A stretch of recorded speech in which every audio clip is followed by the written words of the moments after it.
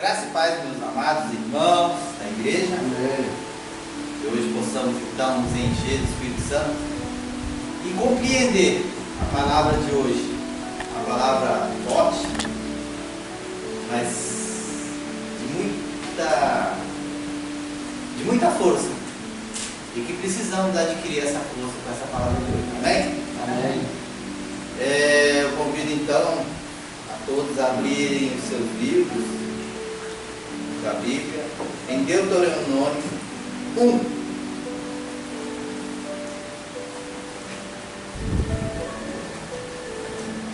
Essa passagem é onde Moisés, antes de chegar na Terra Prometida, né? Ele faz uma retrospectiva dos 40 anos no deserto, que diz assim a palavra, amém? Deuteronômio 1, do versículo 1 ao 8, apenas. Que diz a palavra assim: essas são as palavras ditas por Moisés a todo Israel no deserto, a leste de Jordão, na Arabá, defronte a Sufé, entre Paran e Tofel, Labã, Hazerote e Dizab. Em 11 dias se vai para Horeb. Horeb é o Monte Sinai, né? Acabes, Barneia, pelo caminho de montes de Seir. No 40º ano,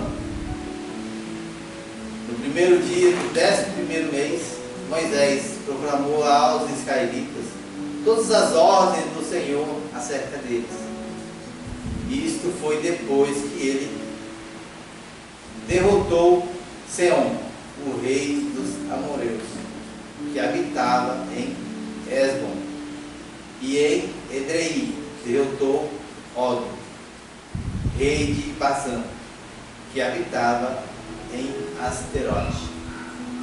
A leste de Jordão, na terra de Moabe, Moisés tomou sobre si a responsabilidade de expor esta lei. Abre aspas. O Senhor nosso Deus disse-nos em Horeb: vocês já ficaram bastante tempo nesta montanha. Levantem acampamento e avance para a serra dos amorreus. Vão a todos os povos vizinhos de Arabá, nas montanhas, na Sefará, no Negreb e ao longo do litoral, a terra dos cananeus e ao Líbano, até o grande rio, o Eufrates. Ponho esta terra diante de vocês. Entrem e tomem posse da terra que o Senhor prometeu sob juramento dar aos seus antepassados, Abraão, Isaque e Jacó, e os seus descendentes. Palavra da nossa edificação de sal. Graças a Deus. Essa passagem é incrível, né? Porque Moisés falou de todas as batalhas vencidas e que dali para frente estava prestes a chegar às terras prometidas, né? Onde ele diz assim: estas são as palavras ditas por Moisés a todo Israel no deserto, a leste de Jordão. Por meio deles, Deus concedeu a lei, os 10 mandamentos. Foi um fiel e amado servo de Deus, digno de toda admiração. Agora se despede do seu povo. Suas palavras tocam, e ao longo deste livro, Deuteronômio, né, ele faz uma retrospectiva impressionante da história de Israel durante esses 40 anos. Ele descreve cenas e circunstâncias entre os 40 anos de Vocês lembram que o povo reclamava, né? O povo reclamou de fome, né? E Deus providenciou maná. Reclamou que não tinha carne, Deus providenciou também, né? Os pássaros, as aves, né? Reclamou de sede, Deus deu a água tirada da pedra. Então, o povo reclamou muito. Mas nem por isso Deus desanimou desse povo. Sempre sustentou. E Deus, como Ele não tem palavras assim que possam, né, desfazer o que Ele fala, é fato. Então, Ele falou que ia dar a terra prometida aos antepassados. E assim Ele cumpriu fielmente, né? Meus irmãos, às vezes a gente acha que a Bíblia está ultrapassada, que não serve para os dias de hoje. Mas se a gente fizer uma análise, Deus nos sustenta até então. O deserto que nós passamos na nossa vida individual, Ele tem dado a nós todas as alternativas para fazer um renovo na nossa vida. Mas esse renovo tem que partir de nós, da nossa vontade de querer mudar, da nossa vontade de crer, de acreditar. Hoje a irmã trouxe que a gente fica ansioso, claro. Imagina o povo querendo, vendo aí a terra prometida, mas todo mundo meio assim apreensivo, porque ainda tinha lutas à frente a serem disputadas, tinha que invadir, né, terrenos para vencer e tomar posse. Mas Deus falou: vá avante, confia em mim, vá, conquiste, né? Imagina Deus falando isso para nós. Qual vai ser a nossa reação? Será que eu vou conseguir, né? E aí a gente começa a sofrer com a antecipação, né? Essa ansiedade, né, que nos enche nessa situação. Mas Ele quer nos falar o seguinte, quer falar que confia. Nós estamos no início do ano. Seria bom se a gente tivesse uma bola de cristal e soubesse tudo que vai acontecer esse ano, né? A gente podia se prevenir melhor, talvez escolher, ter as melhores escolhas, sabendo do resultado que poderíamos alcançar. Mas Deus está falando: olha, confia, faça o que o teu coração manda, mas dentro do que é possível, do que agrada ao Senhor. Não é aquela vontade que a gente quer assim, com toda a força do nosso ego. Não, é a vontade do Senhor agindo em nossas vidas. Essa é a grande diferença. Discernir isso nos leva a ter boas escolhas. Mas como é que a gente começa a ter esse discernimento? Obedecendo às leis do Senhor, sendo grato ao Senhor por tudo que Ele fez até então, né? A irmã trouxe hoje, falar um pouco da gratidão. Nós temos que ser gratos, porque Deus providencia tudo em pequenos detalhes. Se a gente não tem essa gratidão de perceber isso, né? O agir de Deus na nossa vida, de que vale a gente estar aqui na igreja orando, né? Porque Deus age fora da igreja. Deus age na nossa vida cotidiana, no dia a dia. E é nessa questão que a gente tem que pensar. O que é que Deus fez de bom hoje para nós? E aí quando a gente vem à igreja, a gente vem cheio da vontade de agradecer ao Senhor, porque foi bom o dia. Ou não foi bom o dia de hoje? Foi. Porque até então o Senhor nos sustentou e fez com que nós tivéssemos ânimo para estar na casa do Senhor hoje. Arrumando a casa, assim como nós fizemos, preparando para o dia da manhã, um culto, não é? Preparando para as novas atividades da igreja, por que não? Desafio dado para a nossa querida e amada irmã, né? De colocar os nossos desejos nos papéis para orarmos 7 dias. Isso é providência de Deus, não. Isso não vem de graça. Lamentável aqueles que não estão aqui hoje, pois perderam essa oportunidade. Mas quem sabe no domingo nós podemos repassar para eles também, para fazer parte dessa união, né? Porque o nosso objetivo não é só nosso, é olhar pelos irmãos, é cuidar dos irmãos, uns dos outros, né? Uns com os outros. Essa é a união que Cristo nos ensinou. Amai-vos uns aos outros, assim como a si mesmo, assim diz na palavra. E nós temos que pensar assim nos irmãos que não estão podendo estar aqui conosco na quarta-feira. Mas a obra do Senhor não pode parar. Seja um, seja dois, seja quatro, seja quantos forem. Mas a obra tem que continuar. É a forma que nós temos para agradecer. Agradecer tudo que o Senhor tem feito por nós. Mantendo essa nossa igreja em pé. Que não é fácil. Mas Ele faz fazer a coisa ser fácil. Ele faz. Porque nós cremos que Ele está na frente. E Ele sabe que nós fazemos isso por amor. E tudo vem à tona, tudo vem fácil. Né? Mas se a gente parar um pouco e ficar ansiosos para dizer, nossa, como é que nós vamos fazer para o mês que vem? Não precisa. Deus proverá. A palavra diz isso. Deus proverá. E nós temos que ter essa confiança. E quando nós temos, nós realizamos sim, com muito amor.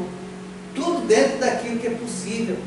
Não precisamos ter luxo, mas não precisamos, na simplicidade, ter amor nas palavras do Senhor e na obra dele. Só isso. Cristo foi o personagem mais simples para esse mundo que a qual vivemos. Precisava ser simples? Se ele quisesse, poderia ser os mais luxuosos. Mas de que valia isso para os olhos dos homens? Nada. Só ia gerar inveja, né? Só ia gerar coisas que não iam agradar a Deus. Lógico que Cristo foi, né, diminuir juntamente para com o povo e mostrar que mesmo na simplicidade o amor do nosso querido Pai ela é tremendo. Não é isso que tem valor para o Senhor, e sim pelo amor que nós colocamos entre os irmãos e louvar o Senhor de coração. É isso que Ele valoriza. Isso não tem dinheiro que pague, pois é a nossa vontade, é a nossa força sendo manifestada através do amor de Jesus. Simples assim, não é? Só nessas pequenas coisas que nós temos que valorizar, né? Vamos adentrar um pouco sobre cada versículo aqui. Esse versículo de 1 a 8, né? Ele contém o discurso de Moisés para o povo de Israel antes de entrar nessa terra prometida, né? E ele destaca a importância da obediência de Deus e lembra que ele fez um pacto com o seu povo, né? Então Moisés começa com um discurso dizendo que antes dos 11 dias antes da jornada, de entrar no Monte Horebe, que chamam isso de Monte Sinai, o povo estava prestes a atravessar o Jordão. Então Moisés fala ao povo 40 anos após a saída do Egito, recapitulando o mandamento e as promessas de Deus. Depois, após derrotar reis e inimigos, né, Seom e Og, Moisés começa a instruir os israelitas sobre os mandamentos do Senhor. Deus relembra o povo de que já haviam pertencido tempo suficiente, né, no deserto, precisava se organizar, e ele ordena para que tomem posse da terra prometida. Para nossa reflexão, nós podemos pensar na fidelidade de Deus. Deus cumpriu sua promessa. Na obediência, o povo é exaltado a seguir as instruções de Deus e permanecer firmes. E também Ele chama para termos coragem para adentrar dentro de um desconhecido, mas sabendo que é uma promessa do Senhor. Então, quando nós temos essa promessa do Senhor, nós não temos que duvidar disso e termos coragem a enfrentar tudo que é vindo, pois Deus está conosco para enfrentar isso, né? Colocando isso na nossa vida prática, né? A confiança nas promessas de Deus, ela, assim como foi com o povo de Israel, ela deve e tem que ser crido com muita perseverança, pois o tempo de Deus, ela é certa, de alguma forma ela é certa, né? Agora, o movimento e a obediência de cada um de nós é necessário, porque é um ato individual, né? Nós não podemos estar parados achando que a promessa do Senhor vai cair no nosso colo. Não. Nós temos que correr, fazer a nossa parte, confiar, orar e continuar trabalhando dentro das leis, dentro da obediência. É assim que Deus realiza. Deus nos dá a oportunidade, Deus nos dá toda a força necessária, mas nós temos que agir. De vez em quando eu brinco aqui, né? Porque a água parada dá dengue, né? Mas é uma verdade. Então nós temos que nos movimentar. Não é? Para ter um corpo santo, nós temos que fazer exercício. Como é que tu quer fortalecer o corpo sem exercício, sem movimento? É isso que está falando. Para ter o corpo de Cristo em nós temos que movimentar o quê? Movimentar a nossa alma, movimentar os nossos estudos, praticar as palavras do Senhor na nossa vida. Esse é o movimento. O coração não para desde o dia que nós nascemos, que nós somos criados, não é verdade? Ele está sempre em movimento. E não ia ser diferente com as palavras do crescimento espiritual da gente também. Não tenha dúvida disso. A busca da palavra, do fortalecimento da nossa vida espiritual, ela jamais pode parar. Quem para de estudar a palavra do Senhor, quem para de ir na busca da palavra do Senhor, ela morre espiritualmente. Ela morre. Ela para de respirar. Mas para evitar isso, nós temos que sempre lembrar que existe uma promessa de Deus na nossa vida. E precisamos alimentar isso na nossa vida. Alimentar. Existe uma ação de alimentar. Esse alimento, ela vem pela nossa ação. De buscar a palavra, de ir à igreja, unir com os irmãos, fazer uma obra. Tudo isso faz parte do alimentar do Espírito Santo de Deus na nossa vida. Olha. Parece coisa boba, mas isso a gente faz todo dia. A gente acorda de manhã, toma um banho, se alimenta, come, almoça, vai dormir. Tudo tem uma ação. A gente está sempre em movimento, né? Às vezes a gente fica cansado, porque às vezes a gente excede um pouco daquilo que a gente consegue. Mas nem por isso Deus nos dá o descanso à noite também. Olha que maravilha, né? Deus criou o dia e Deus criou a noite.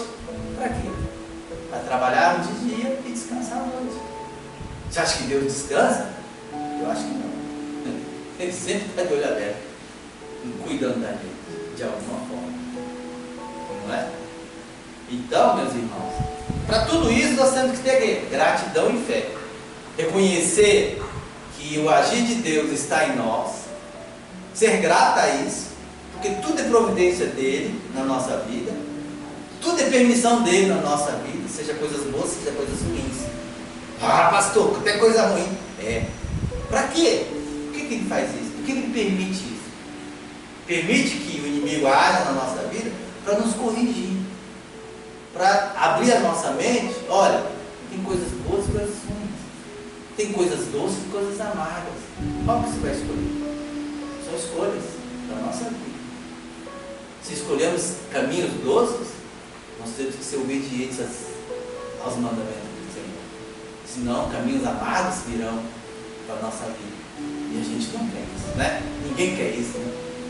mas que existe um sacrifício, existem renúncias na nossa vida, na busca desse doce de Deus na nossa vida.